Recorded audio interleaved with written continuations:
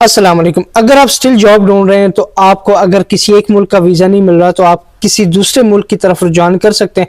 Job आपने कैसे ढूंढनी है, उसमें एक चीज़ ये है कि फॉर एग्जांपल आप सऊदी अरेबिया के लिए अप्लाई कर रहे हैं तो उसमें देखें कि किस तरह की डिमांड ज़्यादा है, यानी किस जॉब की जो डिमांड है वो बहुत ज़्यादा है। उस तरह से उस फील्ड में आप अपना एक्सपीरियंस लें, या तो आप उस फील्ड में डिप्लोमा वगैरह कर सकते हैं तो आपको जॉब इजीली मिल सकती है। फॉर एग्जांपल सऊदी अरेबिया में कंस्ट्रक्शन रिलेटेड जॉब ज़्यादा हैं तो कंस्ट्रक्शन में आप ज़्यादा फोकस करें।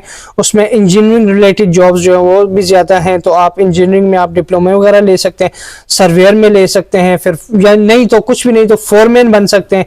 किसी कंपनी के लिए फोरमैन के लिए आप अप्लाई कर सकते हैं, थोड़ा एक्सपीरियंस वगैरह लेके, अपनी कंट्री से एक्सपीरियंस लेके, या तो अपनी कंट्री में थोड़ा कुछ सीख के आप अप्लाई कर सकते हैं।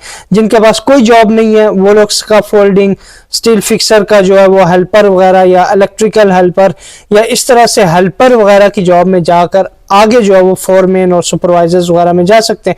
पर यह कि जिन्होंने इंजीनियरिंग वगैरह की हुई है उनके लिए एक चीज़ मैं आपको बता दूं कि ये सबके लिए वीडियो है, बहरहाल इंजीनियरिंग जो है उनके लिए जब फ्रेशर आप होते हैं किसी भी जॉब में तो बिल्कुल ऊपर लेवल की जॉब आपको एकदम से नहीं मिलती स्टार्टिंग में। उसके लिए आपको छोटे लेवल से स्टार्ट करना होता है। स्पेशली आप अगर बाहर मुल्क के लिए अप्लाई करते हैं तो बाहर मुल्कों में मोस्टली जो वो गल्फ एक्सपीरियंस मांगा जाता है, जो हाई लेवल जॉब्स हैं उनके लिए।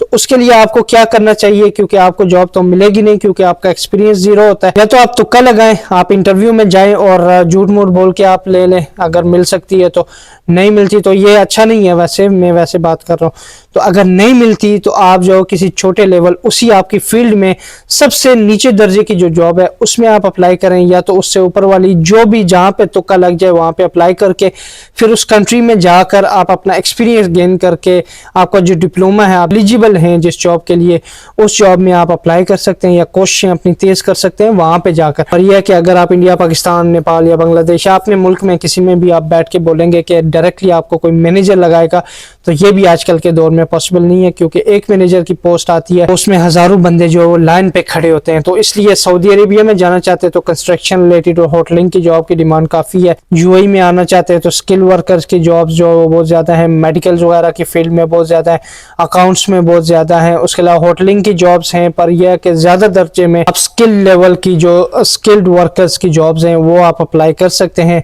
फिर ओमान में जाए तो होटलिंग वगैरह में ज्यादा है, फिर सऊदी अरेबिया में कंस्ट्रक्शन है, मलेशिया वगैरह में अकाउंट्स की फील्ड है, फ्रीलांसिंग वगैरह ज्यादा है, मार्केटिंग वगैरह ज्यादा है। ये सब मुल्कों में जो है वो अकाउंट्स, मार्केटिंग, मेडिकल, इस तरह की जो जॉब्स हैं ये बहुत ज्यादा डिमांड होती है। हेल्थ एंड सेफ्टी की डिमांड काफी होती है। तो इन जॉब्स को हासिल करने के लिए अपना फोकस जो है वो डिप्लोमा या जो कुछ लर्निंग कोर्सेज होते हैं, जो कोर्सेज आपके अटेस्ट हो जाएं 1 साल से ज्यादा हो, जो आपके काउंट हो स्किल्ड वर्कर्स में, जो स्किल्ड कैटेगरी में काउंट हो, उन कोर्सेज की तरफ जा सकते हैं। जो लोग बिल्कुल अनपढ़ हैं वो लोग गाड़ी सीख कर, पाकिस्तान में भी स्पेशली वीजे आते रहते हैं जी, गाड़ी सीख लें, सीख कर आप पाकिस्तानी लाइसेंस के साथ सऊदी अरेबिया जा सकते हैं।